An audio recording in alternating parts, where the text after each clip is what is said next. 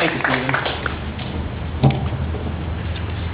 Ladies and gentlemen, good afternoon. I'm Dave Sypolt, and it has been both an honor and a privilege to have served you as a state senator for the past 4 sessions, and in that time I've cast over 2,000 roll call votes.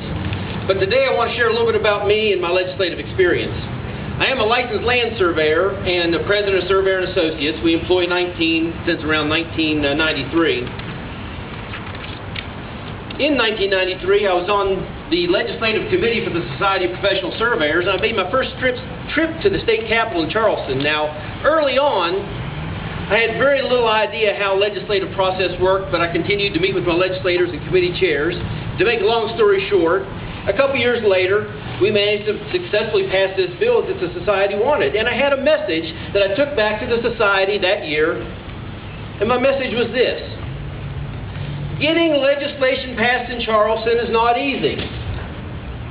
However, to help future efforts, I suggest that everyone in this society get politically involved. Now, today I stand before you as a member of that legislative body of the great state of West Virginia on the eve of its 147th birthday. West Virginia, a state born into and as a result of the American Civil War, that moment in history which helped define state sovereignty in light of republic structure. We all stand here today on the eve of a new revolution.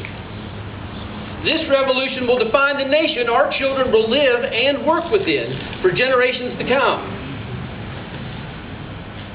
Now let me tone down just a minute and give you a background of something that happened recently. On May 16, 2010, in the chambers of the West Virginia Senate, something took place that very few people here are probably aware of. Quietly and without any reporters present, an event occurred which, to my knowledge, was largely unreported. During the first extraordinary session of the West Virginia legislature, a bill by the executive named Senate Bill 1011 created a new section of code, was passed on a divided, partisan vote of 26 aye, 5 no, and 2 absent. Senate Bill 1011 effectuates the Federal Patient Protection and Affordable Care Act of 2010, also known as Obamacare. Now, before you panic, fortunately, Senate Bill 1011, or Obamacare, failed to pass the House of Delegates. But something significant took place on that Sunday afternoon in the State House. One of our state senators, who happens to be a candidate for Congress, was present in the chambers that day. This candidate, I'm told, refused publicly to declare if he would or would not support national health care reform. But on May 16th, 2010, this Democrat senator voted aye on Senate Bill 1011. And actions do speak louder than words. Thank you for your questions, comments, and support over the last 4 years. The insight of my constituents drive me to continue to learn more about every topic and issue imaginable. I will leave you with 2 promises today. I will continue to educate myself on the issues, and I will represent you the best way I know how.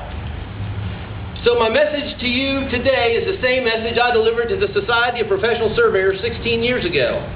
Getting legislation passed in Charleston is not easy. However, to have your voice heard and your input considered, I suggest that everyone here get politically involved. Thank you. God bless you. Let's get out there and do this together.